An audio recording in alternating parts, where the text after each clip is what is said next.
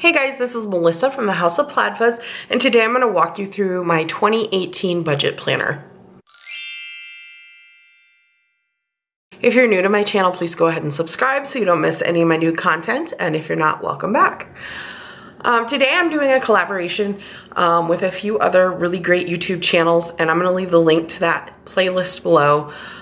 Make sure you check out their videos. I've seen a few of them, and there's just some great budget information and tips in all the videos, so make sure you check that out. What I'm contributing to this is I've gotten my new budget planner set up, and I'm going to show you kind of what I'm doing this year and how it differs from what I did last year.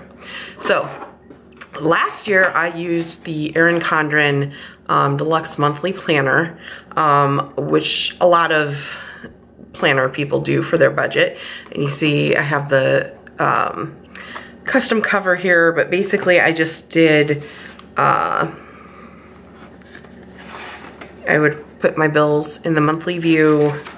I would detail like income, and then I would write like sinking funds and bills over here. And then in the back, I just kind of used it to basically balance my checkbook, kind of scratch paper type of situation. So I really did like this, but I decided to do something a little different this year just because, I don't know, I just have a phobia of doing the same thing that everyone else is, and I just wanted to try something different.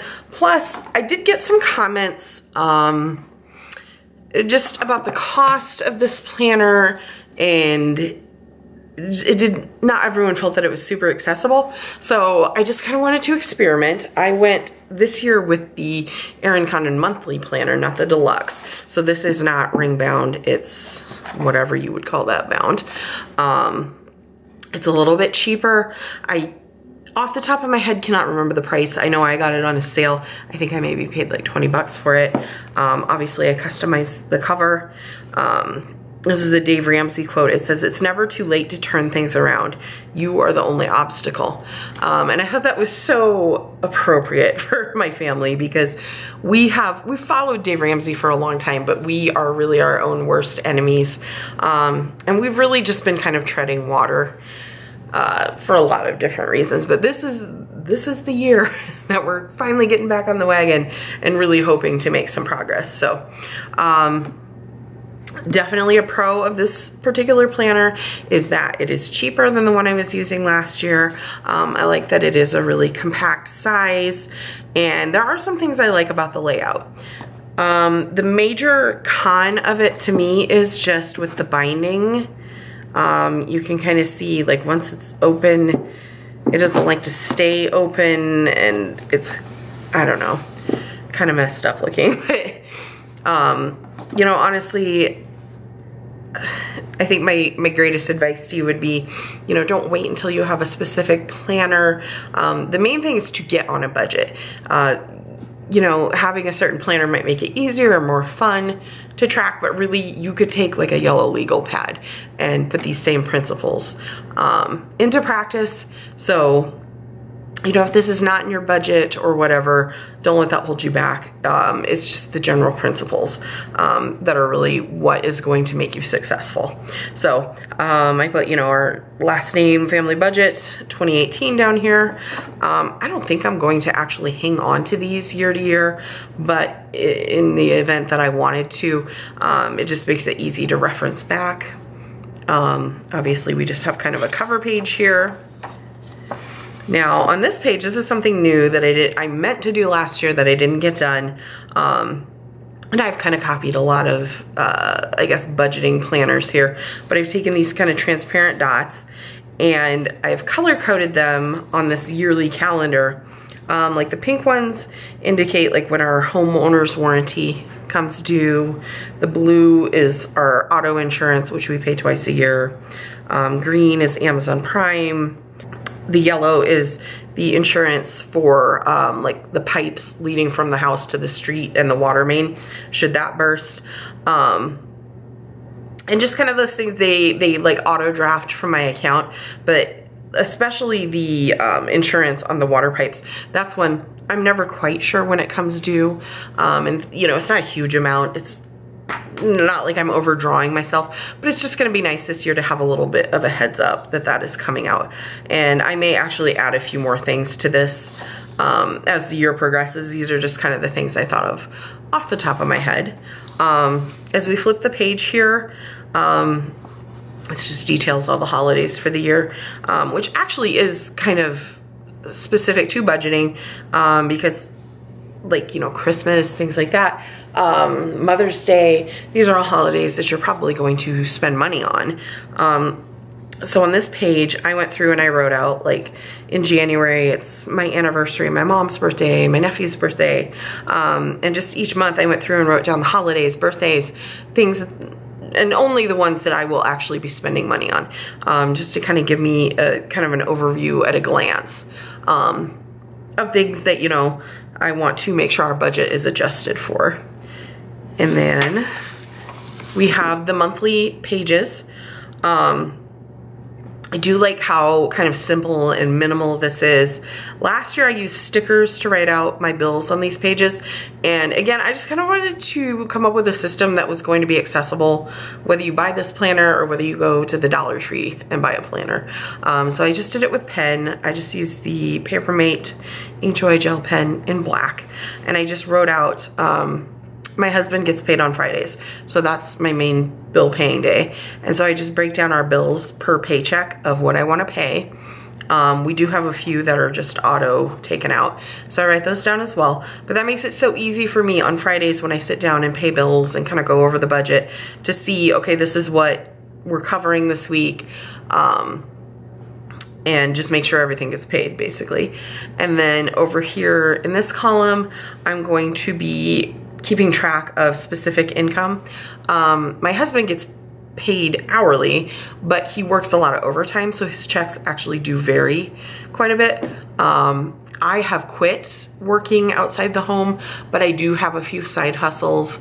Haven't been pursuing them a lot lately, but sometimes I do bring a little extra income in, and sometimes my husband Ubers on his days off, so that way we can just kind of keep track of all those things and just at a glance see what has come in for the month. And then the month pages are all just right in a row here. There's no note pages or anything in between. So then we get to the back here and we have these kind of, I guess we'll call note pages. This is what they look like without the stickers. It just says week of. And I'm obviously not utilizing them in that function. These stickers are from the new Erin Condren sticker book. I just happened to have them, so I stuck them in here for each month. Again, that's not something you would have to have. But on these pages I went through, or I'm going to go through each month and write out, I label them our sinking funds. It's a little bit of a misnomer. Not all of these are sinking funds, but let me kind of go through and explain. Like pets, household cosmetics, medical, clothing, gifts, vacation. I guess really most of these are basically sinking funds. Like eating out, honestly, we don't budget that much for. We usually spend it each month. I don't know if that technically qualifies as a sinking fund, but anyway, like over here I write, like for pets, I wanted to do $75 this month, and I put $75 in that account. So then once that is funded, I write it over here. Obviously I haven't filled all of these out yet, but this just kind of gives you an idea. I'll write the projected amount here, and then once it's actually funded, I will write that over here. I keep our sinking funds and all of these in Capital One 360 savings accounts, and then we have the Capital One checking account. So then, you know, say I need to buy a gift, I can just get on the app on my phone and move money over into the checking account out of that sinking fund. And like putting those all in separate accounts, that was like what really changed the game for us. Putting like a lump sum into one account and trying to keep track of it just was not working for me. But being able to put these all in separate accounts made it so much easier just to track and see. Like for instance, like vacation.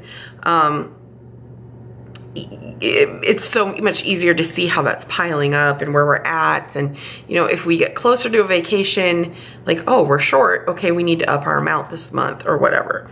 That was definitely revolutionary for me. And then over in this column, I am just writing like the monthly bills, like for budget food, like each week I'll take money out of my husband's paycheck and put it towards food, gas, spending money. My Young Living order goes in. And so then I can just check off as those things. Like, that's not something that I put on the monthly page for bills, but that way I can still track that that was funded or whatever. So then I have stickers on here for each month of the year. And then we get back to this page, and this is my debt snowball tracker. And I actually just made up these stickers and printed them out on my Silhouette machine. I'm gonna go ahead and link this file below. Not that it's anything that exciting, but if you have a Silhouette machine that you can print it out, and you wanna do the same thing, basically each dot represents $100. I need to print out more dots, so I'm not quite done filling this in yet, but I haven't paid any of these yet either. But and then basically just going from smallest to largest. And then as we pay off each, you know, in $100 increments, I will check those off. This was something I started last year, but I wasn't very faithful with. And it really is motivating and almost kind of scary when you see all these like tons of dots that you have to pay off. Having a visual like that really helps keep me on track with not going farther into debt and paying it off faster. And then finally, I just started a little like goals page over here. I think you really need to have a why behind your budget. That's what's going to keep you motivated when, you know, the handbag you wanted is on sale, to not just swipe that credit card. And so I'm going to go a little deeper into this, but I just, you know, some of our main goals is to pay off all of our debt. We'd like to pay off our house. You know, eventually, you know, we'd like to either remodel our house, or maybe someday we'll get into a different house or whatever. You know, whatever your goal might be. If you want to buy a boat, or you want to buy a new car or whatever, it's just really important, I think, to have a definite why and definite goals to work towards, because like I said, that is what's definitely going to keep you on track. Now in the back of this planner, there are tons of these pages. So I can use these, like I said, I use them sometimes to like balance my checkbook. I may come up with more pages, you know, that are like one page I was thinking about that are like financially related. One page I was thinking about was doing like a running total of what is in our sinking funds instead of just tracking like what I'm putting in them each month. Maybe tracking like, okay, you know, we have $2,000 in this fund or whatever, and updating that each month. And then the back of the planner, there is a 2019 calendar, and then the notes section. This would be good to, you know, note anything big that you'd want to save for in 2019, or, you know, goals or whatever. And then I like this quote on the back page. It says, arriving at one goal is the starting point to another. So there you have it. There is my 2018 planner. Like I said, it kind of irritates me that it's not laying flat. So we'll see if I'm still liking this as the year goes on. But like I said, it's really important not to focus on just what kind of planner you have or whatever. Just get the system in place. It's never too late to start a budget for the month. Just get everything in writing. And, you know, we follow the Dave Ramsey plan. I'll go ahead and link some of his information below. He's got tons of free forms. You wouldn't even need a planner. You could just print his forms off from his website and get started on your budget. So I hope that is helpful to you. If you have any questions, please ask in the comments below. I would love to talk about like, you know, budgeting or my system or whatever. So I'm also gonna link below my social media and all that good stuff. So, and like I said, make sure you check out the playlist of the other ladies. Just tons of great financial advice and tips, which I think we can all use in the new year. So thanks so much for watching, guys, and have a great night.